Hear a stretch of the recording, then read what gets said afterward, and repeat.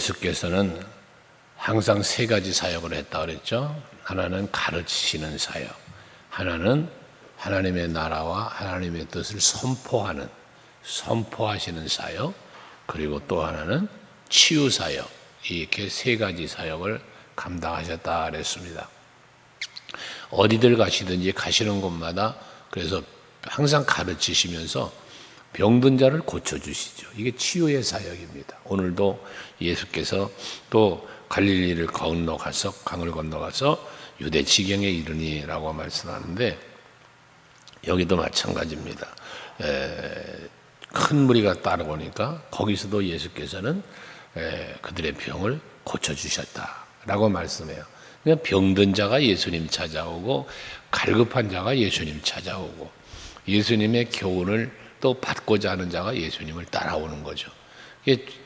누구든지 나를 따라오려거든 자기를 부인하고 자기 십자가를 지고 나를 따라오라고 하신 예수님의 말씀처럼, 내가 예수를 따라가려고 할 때는 내가 예수를 사랑하기 때문에 따라가는 거예요. 예수를 내가 믿을만 하니까 따라가는 거예요. 그렇기 때문에 내가 저 예수를 따라만 가면 뭔가 내가 살 길이 있고, 저 예수만 따라가면 내가 진리 안에 살 수 있다라는 이러한 믿음, 그 사모함은 사람들이 자기도 부인하고 자기 십자가도 지고 따라가게 되는 거거든요. 이렇게 고침받기를 원하여 따라오는 무리들을 불쌍히 여기시고 그들의 병을 고쳐주셨단 말이거든요. 근데 예수님을 따르는 무리 중엔 이렇게 사랑하고 믿고 하는 마음으로만 따라오는 자들이 있는 게 아니라 반대로 시기하고 질투하고 도대체 이 사람이 뭘 하는 사람인가 궁금해도 하고 그러면서 따르는 무리도 있다는 거죠. 그게 바로 3절에 나오는 바리새인들의 모습입니다. 바리새인들은 끝없이 예수님을 가르침도 듣습니다. 하시는 일도 봅니다. 하지만 예수님을 믿지를 않아요. 그러다 보니까 늘 뭐합니까? 이 사람이 도대체 누구인가? 그 다음에 이 사람이 아는 지식은 무엇이며 이 사람이 도대체 이런 때는 어떻게 할까라는 늘 시험을 해요. 오늘 그 3절에도 말하지만 바리새인들이 예수께 나와서 그를 시험하여 이르되라고 말합니다. 예수님을 시험하는 거예요. 무엇을 시험합니까? 자기들이 가르치고 있는 율법과 예수님이 가르치는 복음은 다르거든요. 그런데 그 다르다는 이유가 결과적으로 무엇을 이룹니까? 이들은 바리새인들의 입장에서는 백성들에게로부터 추앙받고 또는 자기들이 가르치고 했던 것들이 무너져 내리는 이런 부분들이 있다 보니까 어떻게 해서든지 예수님의 가르침이 잘못된 가르침이라는 사실을 백성들 앞에서 많은 무리가 지금 따라다니고 있으니까 그들 앞에서 증거해보고 싶은 거예요. 그러니까 트집을 잡는 거예요. 여기 시험한다는 것은 결과적으로 예수님의 가르침을 거부하는 거예요. 그래서 어떻게 해서든지 예수님의 가르침이 잘못된 것이라는 것을 증명해 보이고 싶은, 그래서 자기들이 더 우월하다, 우리의 가르침이 더 옳다라는 사실을 증명해 보고자 하는 그런 마음에서의 시험이 지금 계속해서 시험을 하고 있다는 거거든요. 그 가운데 오늘의 질문은 사람이 어떤 이유가 있으면 그 아내를 버리는 것이 옳습니까? 이혼에 대한 질문을 하는 거예요. 이 이혼에 대한 질문을 이들은 아는 거예요. 바리새인들은. 하나님은 이혼하면 안 된다라는 그 하나님의 법이 있음을 알아요. 근데 모세가 율법을 말하면서 이혼 증서를 써서 보내라 하는 그러한 말씀의 한 부분을, 전체적인 맥락이 아닌 한 부분을 가지고 지금 예수님을 시험하고 있는 거거든요. 그러니까 예수님의 대답은 명료하죠. 하나님께서 사람을 지으셨는데 남자와 여자로 지었다. 그렇죠? 창세기에 보면 아담을 지었는데 홀로 있는 것이 보기에 좋지 않으니까 하나님께서 그 아담을 잠재우고 갈비뼈를 뽑아 하와를 만드셨잖아요. 그리고서는 그 하와를 갖다 주셔서 이들이 부부가 되게 한 거예요. 가정이 거기서 처음 이루어진 거죠. 부부가 그렇게 홀로 사는 것이 좋지 않아 함께 살도록 하시면서 뒤에 보면 그런 말씀하잖아요. 하나님께서 그들을 남자와 여자로 만드시고 그리고 말씀하시기를 5절에 그러므로 사람이 그 부모를 떠나서 아내와 합하여 그들이 한 몸이 될지니라 하신 것을 읽지 못했냐? 남자와 여자를 지으신 목적은 남자와 여자가 부부가 되어 가정을 꾸리고 번성을 이루기를 하나님은 원하신 게 창조 목적입니다. 오늘날 독신주의자 또는 이렇게 트랜스젠더 이 성전환 수술도 하고 막 이러는 일들, 그래가지고 남자가 남자끼리 좋아하고 여자가 여자끼리 좋아하고 그러고 같이 산다 하고 지금 동성애라고 하는 이런 부분들이 얼마나 지금 난리를 치고 있습니까? 이게 다 이혼처럼 전부 다 하나님의 창조 질서를 파괴하는 거요, 하나님의 뜻을 거역하는 것이거든요. 이런 부분들에 대해서 명료하게 예수께서는 하나님의 뜻, 하나님의 섭리를 말씀하는 거예요. 창조와 섭리를. 그러면서 이렇게 둘이 한 몸이 되게 하나님은 하셨으니 결혼 자체가 하나님의 창조 섭리고 부부가 되도록 하는 것은 한 몸이 되게 하신 것이고 이것도 역시 하나님께서 하신 일이시고 6절에 그런즉 이 둘이 이제는 둘이 아니요 한 몸이니 그러므로 하나님이 짝져 주신 것을 사람이 나누지 못할지라. 두 사람이 부부가 되게 한 것은 하나님이 하신 일이니 사람이 하나님이 하신 일을 거역하여 둘이 나누어질 수 없다라는 사실을 말씀하고 있는 것이죠. 그러니까 하나님은 이걸 원하신다는 거예요. 하나님이 하신 일을 사람이 함부로 나눌 수 없다라고 가르치신 거잖아요. 말씀을 다시 한번 가르치신 거잖아요. 그런데 이 바리새인들은 이러한 예수님의 가르침을 받아들이지 않아요. 아까 얘기했죠. 시험하는 이유가, 예수님을 자꾸 시험하며 따라다니는 이유가 무엇 때문이라고요? 가르침을 받아들이지 않기 때문인 거예요. 그러니까 여러분들도 신앙생활 하시면서 제가 간혹 그런 말 했잖아요. 하나님의 말씀이 선포되면 그냥 아멘으로 받아라. 만약에 잘 모르겠거든 그냥 받아들여라, 아멘으로. 근데 이것을 받아들이지 못하면 궁금해지는 거예요. 자꾸 받아들이지 않으니까 궁금해지는 거예요. 그러니까 그 궁금증을 풀기 위하여 자꾸 질문도 할 수 있고 그 궁금증 때문에 또 다른 걸 찾아보고 그러다가 여러분 잘못된 길을 가는 거예요. 항상 여러분 여기 바리새인들이 예수님의 가르침을 받아들이지 못하는 것처럼 그거 자꾸 시험하고 질문하고 그러잖아요. 그 질문의 의도가 뭡니까? 내 생각이 지금 고정되어 있는 거예요. 이 내 생각과 가르침이 부딪히는 거예요. 그러니까 자꾸 질문을 하면서 이걸 내가 옳다라는 사실을 증명해 보려고 하는 거란 말이에요. 이게 예수님을 시험하는 거예요. 우리가 하나님 말씀을 시험하는 거예요. 아멘으로 받아들이지 못하는 거예요. 내 생각의 편견에 붙잡혀서 그거에 매여서 가는 거예요. 그러다 보니까 이단에도 빠지고 그러는 거거든요. 항상 여러분들이 말씀을 받을 때는 그래서 가르침을 아멘으로 받을 수 있는 여러분들이 되시라는 거예요. 그래야 믿음을 지킬 수 있고 그래야 하나님의 뜻 안에 살게 되어지는 거거든요.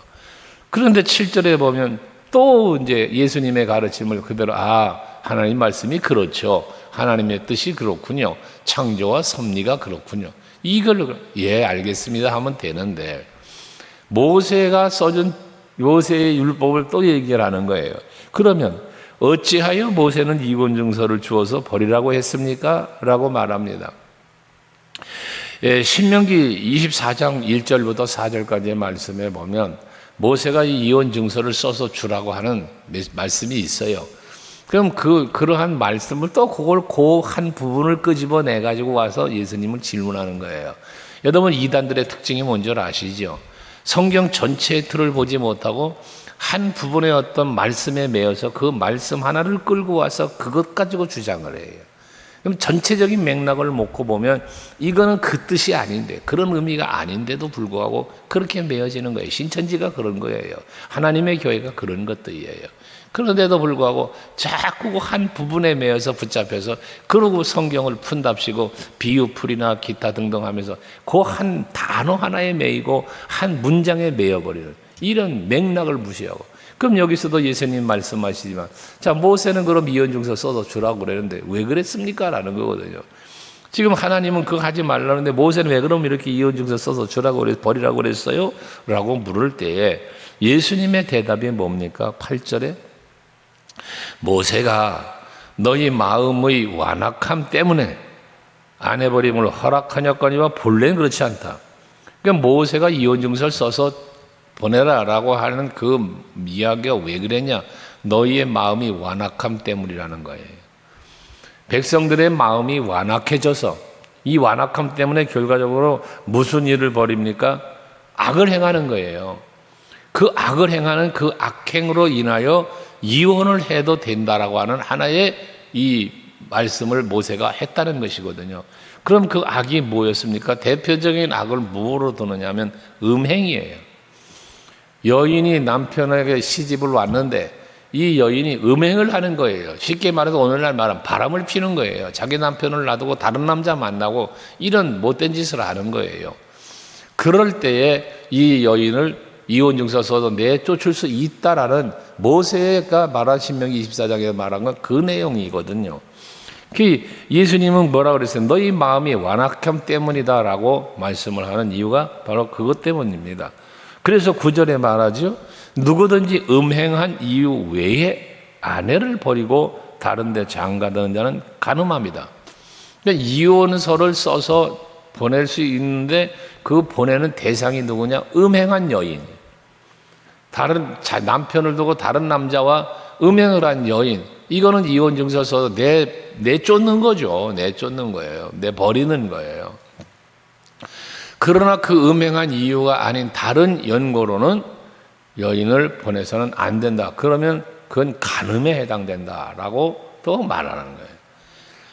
그러니까 모세의 율법에 대한 이것을 갖고 따지려고 시험하고 경배들었던 이들에 대한 질문을 확실하게 예수님이 정리를 한 거죠.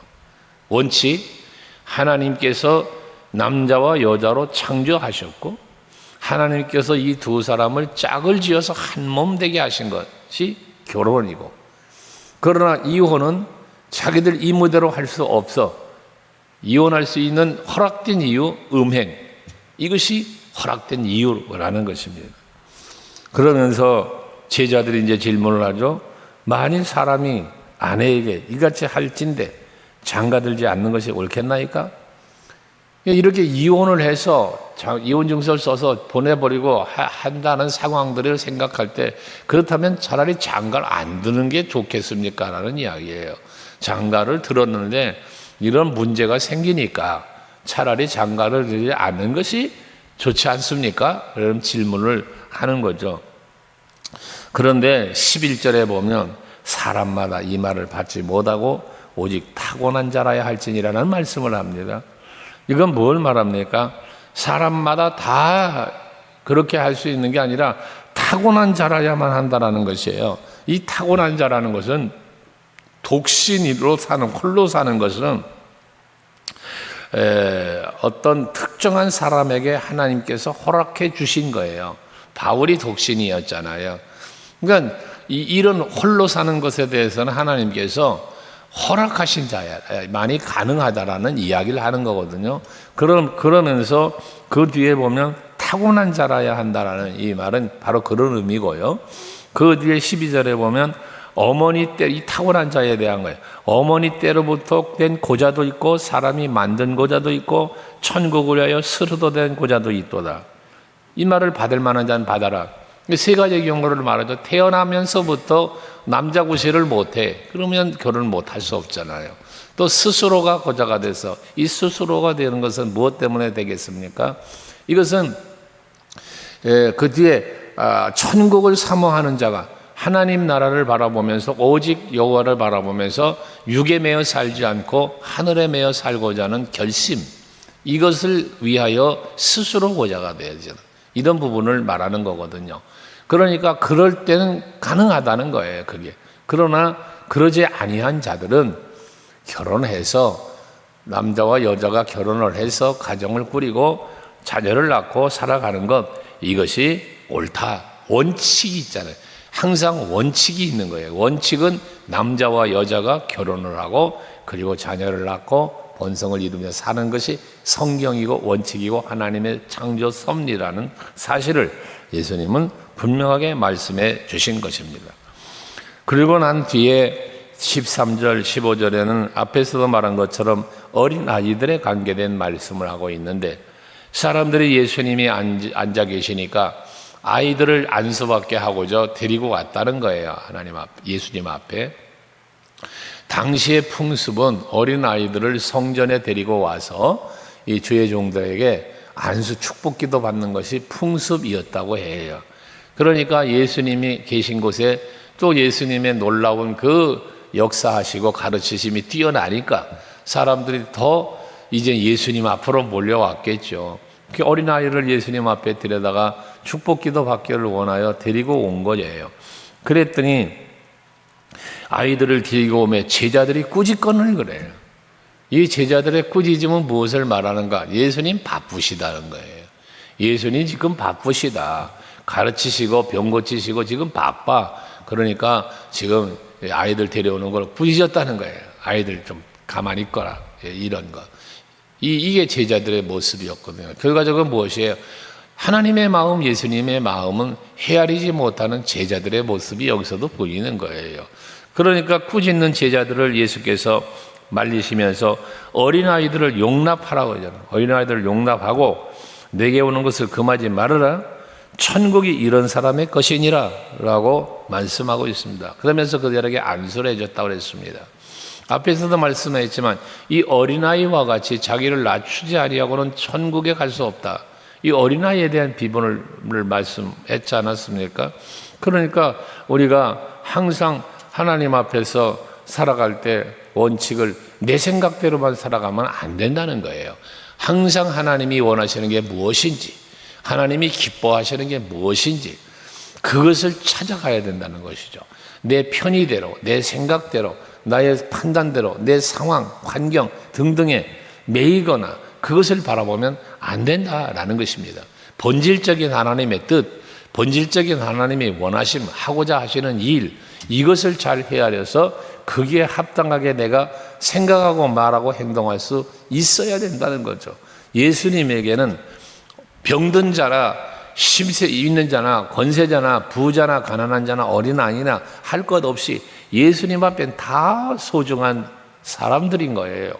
그러니까 누구인들 그 앞에 오면 안 되겠습니까? 소경, 당시의 소경이요, 여러분 저주받은 자라고 사람들에게 가까이 못 왔습니다. 저주받은 자의 대상이었어요. 소경, 나병한 자, 이 아이 못 낳는 거 뭐 이런 것들을요. 그런데 예수님은 어떻습니까? 나면서부터 소경된 아이 고쳐주지요. 소경 바디메오 고쳐주지요. 나병 환자들 찾아오니 고쳐주시지요. 이게 예수님의 사역이었잖아요. 그러니까 어떤 전통적인 그런 규례나 또는 전통에 의한 것들보다도 예수는 항상 모든 사람에게 평등하게 사랑으로 긍휼로 대하였다는 걸 보여주는 거다 그 말이에요.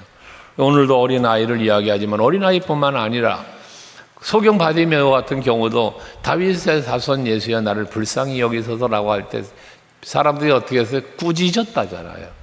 이 어린아이가 예수님 앞에 오는 걸 지금 꾸짖는 것처럼 바디메오의 외침을 꾸짖었다고 그랬어요. 그 무엇 때문에? 예수님의 마음은 상관없이 자기들의 판단으로 생각으로 가로막고 꾸짖고 그랬다는 거 아닙니까? 혹여나 우리가 예수 앞에 나오려고 하는 사람을 내 생각 때문에 내 편견 때문에 가까이 나오지 못하게 만들고 기도하지 못하게 만들고 예배하지 못하게 만든다면 지금 이 제자들의 모습과 같을 수 있다는 것입니다. 누구도 예수 앞에 나오는 것을 막을 수가 없고 누구도 하나님 앞에 예배함을 방해할 수 없습니다. 그건 옳지 않은 것입니다.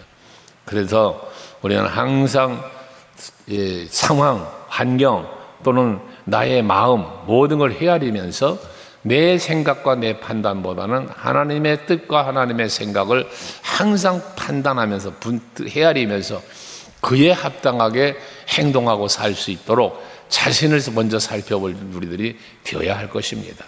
오늘도 여러분들이 하루를 사시면서 하나님께서 창조하시고 섭리하시고 그 안에 또한 하나님의 뜻을 밝히 보여주실 때에 그에 합당하게 살도록 힘쓰시는 이 하루가 되시기를 바랍니다. 기도하시겠습니다.